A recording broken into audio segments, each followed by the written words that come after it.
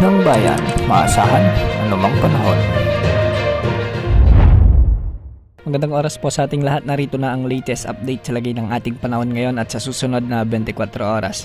Ngayong araw ay nakakaapekto muli ang shear line o yung banggaan ng malamig at mainit na easterlies sa eastern section ng southern Luzon, samantalang umiiral naman ang northeast monsoon o amihan sa nalalabing bahagi ng Luzon. Dahil nga sa shear line, asahan ang maulap na kalangitan na may mga kalat-kalat na pagulan na may mga kasamang localized thunderstorms sa bahagi ng Quezon Province at Bicol Region. Pinag-iingat natin ang ating mga kababayan dito dahil posible ang mga biglang pagbaha at pagguho ng lupa, lalo na kung may mga umiral na katamtaman hanggang sa minsan ay malalakas na pag-ulan.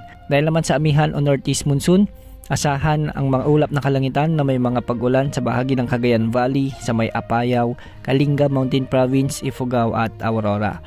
Dulot naman ito ng umiiral na northeast monsoon, kaya posible pa rin ang banta ng flash floods o biglang pagbaha at pagguho ng lupa, lalo na kung may mga katamtaman at minsan malalakas ding pag-ulan.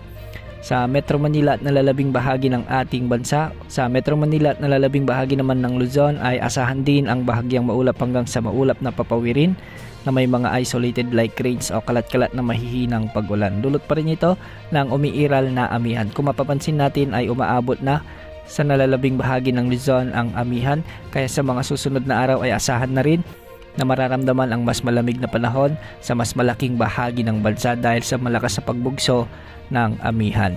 Sa nalalabing bahagi ng ating bansa, particular sa bahagi ng Visayas at Mindanao, ay easterlies o ang mainit na hangin mula sa karagatang Pasipiko naman ang magdudulot ng bagyang maulap hanggang sa maulap na kalangitan na may mga kalat-kalat na pagulan at pagkidlat pagkulog.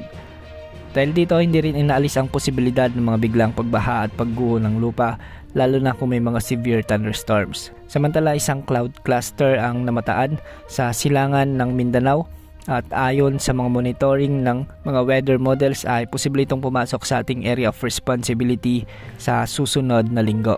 Nasa katamtaman na rin ang tsansa nitong lumakas bilang bagyo at kung sakaling pumasok sa ating PAR bilang bagyo, tatawagin ito ng Pag-asa bilang bagyong Kerubin.